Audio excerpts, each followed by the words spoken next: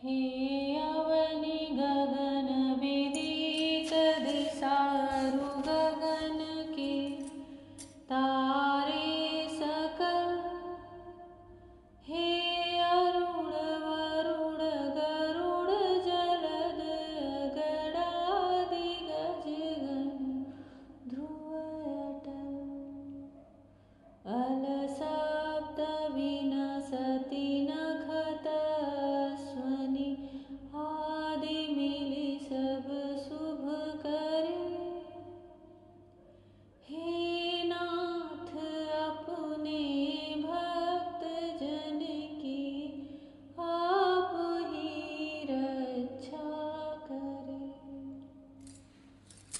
जय श्री कृष्णा। जय श्री कृष्णा मेरी सोल फैमिली। आध्यात्म आपके अपने चैनल पर मैं नंदा आप सबका बहुत बहुत स्वागत करती हूँ। श्रीमद् भागवत महापुराण का छठा स्कंध और छठा अध्याय, दक्ष प्रजापति की 60 कन्याओं के वंश का विवरण। श्री सुखदेव जी कहते हैं, परीक्षित, तदनंतर ब्रह्मा जी के बहुत अनुनय विनय करने पर दक्ष प्रजापति ने अपनी पत्नी असिकनी के गर्भ से 60 कन्याएं उत्पन्न की। देखिए, जो विधि का विधान रहता है उसे कोई नहीं टाल सकता। दक्ष प्रजापति ने श्री हरि की कितनी कठोर आराधना की थी। विंध्याचल की पहाड़ियों पर भगवान श्री हरि प्रकट होते हैं, उन्हें दर्शन देते हैं। बड़ी ही दिव्य झांकी का वर्णन है। उसके बाद उनकी पत्नी के लिए स्वयं उन्हें आदेश देते हैं कि पंचजन की जो कन्या है अस्निकी, आप उनसे विवाह करो। साक्षात श्री हरि नारायण उन्हें ये आदेश देकर जाते हैं। तो जब भगवान किसी का विवाह करा सकते हैं तो क्या उसके भाग्य में एक पुत्र नहीं रख सकते?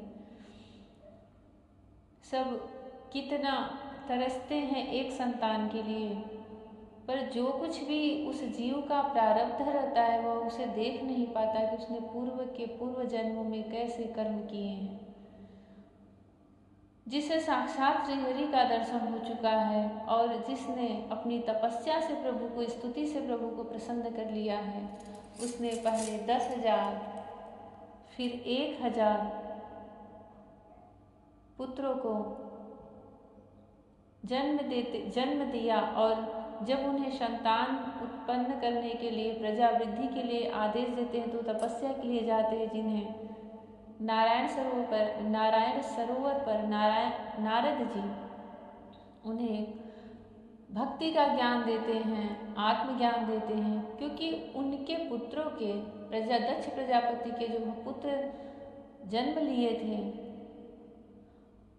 वह सब अपने प्रारब्धवश भगवान के मोक्ष को प्राप्त करना चाहते थे। उनके भाग्य में ही वही था, क्या पता वह उनका आखिरी जन्म हो।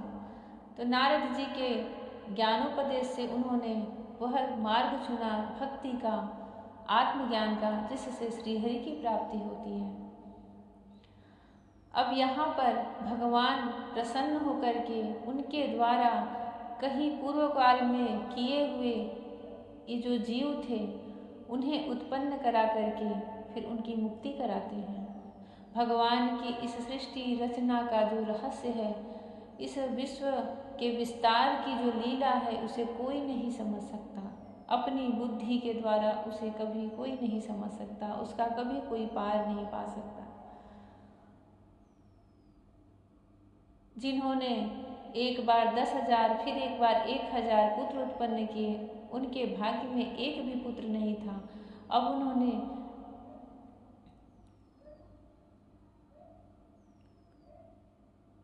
ब्रह्मा जी के बहुत अनुनय विनय करने पर 60 कन्याएं उत्पन्न की। वे सभी अपने पिता दक्ष से बहुत प्रेम करती थीं। दक्ष प्रजापति ने उनमें से 10 कन्याएं धर्म को, 13 कश्यप को, 27 चंद्रमा को, 2 भूत को, 2 अंगिरा को, 2 कृशाश्व को और शेष 4 ताक्ष नामधारी कश्यप को ही ब्याह दी। परीक्षित, तुम इन दक्ष कन्याओं और इनकी संतानों के नाम मुझसे सुनो। इन्हीं की वंश परंपरा तीनों लोकों में फैली हुई है।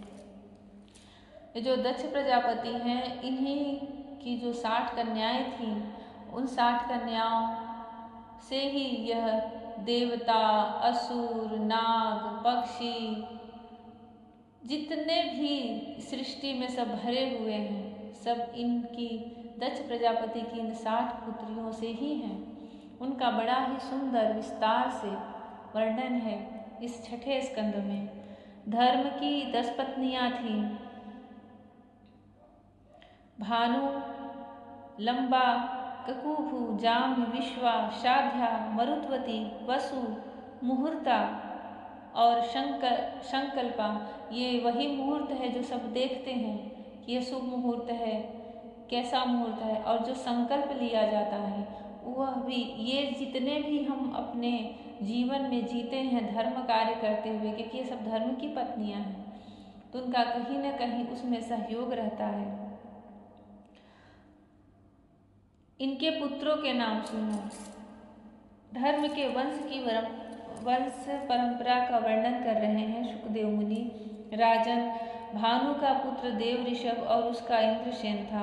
लंबा का पुत्र हुआ विद्योत और उसके मेघगढ़। ककुभु का पुत्र हुआ संकट, उसका कीकट, और कीकट के पुत्र हुए पृथ्वी के संपूर्ण ध्रुवों किलों के अभिमानी देवता। जामी के पुत्र का नाम था स्वर्ग और उसका पुत्र हुआ नंदी। विश्वा के विश्वदेव हुए, उनके कोई संतान न हुई। साध्या से साध्यगढ़ हुए और उनका पुत्र हुआ अर्थ सिद्धि। मरुत्वती के 2 पुत्र हुए, मरुद्वान और जयंत। जयंत भगवान वासुदेव के अंश हैं, जिन्हें लोग उपेंद्र भी कहते हैं, जो 52 भगवान हैं। मुहूर्ता से मुहूर्त के अभिमानी देवता उत्पन्न हुए। ये अपने अपने मुहूर्त में जीवों को उनके कर्मानुसार फल देते हैं। संकल्पा का पुत्र हुआ संकल्प और उसका काम। वसु के पुत्र 8 वसु हुए, उनके नाम मुझसे सुनो। द्रोण, प्राण, ध्रुव, अर्क, अग्नि, दोष, वसु और विभावसु। द्रोण की पत्नी का नाम है अभिमति, उससे हर्ष, शोक, भय आदि के अभिमानी देवता उत्पन्न हुए। प्राण की पत्नी ऊर्जस्वती के गर्भ से शह, आयु और पुरोजन नाम के 3 पुत्र हुए।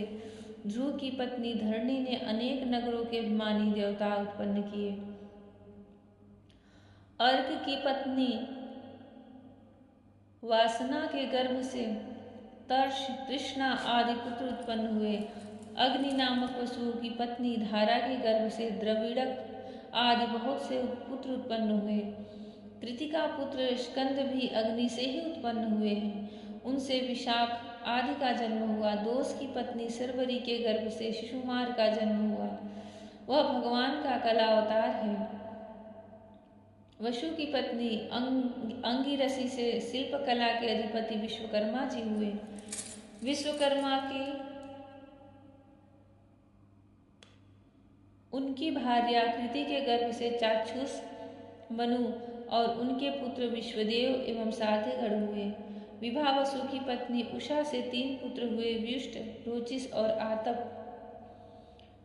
उनमें से आतप के पंचयाम दिवस नामक पुत्र हुआ और उसी के कारण सब जीव अपने अपने कार्यों में लगे रहते हैं, जिसे दिन कहते हैं। भूत की पत्नी दक्षनंदिनी। भूत की पत्नी दक्षनंदिनी स्वरूपा ने कोटि कोटि रुद्रगढ़ उत्पन्न किए।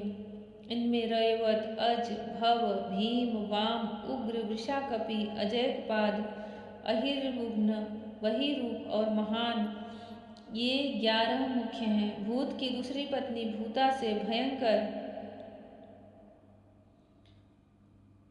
भूत और विनायकादि का जन्म हुआ। ये सब 11वें प्रधान रुद्र के महान पार्षद हुए। अंगिरा प्रजापति की प्रथम पत्नी श्वधा ने पितृगण को उत्पन्न किया और दूसरी पत्नी सती ने अथर्वांगिरस नामक वेद को ही पुत्र रूप में स्वीकार कर लिया। कृशाश्व की पत्नी अर्ची से धूम्रकेश का जन्म हुआ और धीषणा से 4 पुत्र हुए, वेदशिरा, देवल, वयून और मनु। ताक्ष नामधारी कश्यप की 4 स्त्रियां थीं, विनिता, कद्रु, पतंगी और यामिनी। पतंगी से पक्षियों का और यामिनी से सल्भ पतिंगों का जन्म हुआ। विनिता के पुत्र गरुड़ हुए, ये ही भगवान विष्णु के वाहन हैं। विनिता के ही दूसरे पुत्र अरुण हैं, जो भगवान सूर्य के सारथी हैं। कद्रु से अनेकों नाग उत्पन्न हुए। जय श्री कृष्ण। भगवान की सृष्टि ऐसे ही रची गई है। उनकी इस सृष्टि रचना का एक हिस्सा बनिए और इस भागवत को संपूर्ण करिए। जय श्री कृष्ण। जय श्री कृष्ण। राधे राधे। जय श्री कृष्ण। हरि ओम।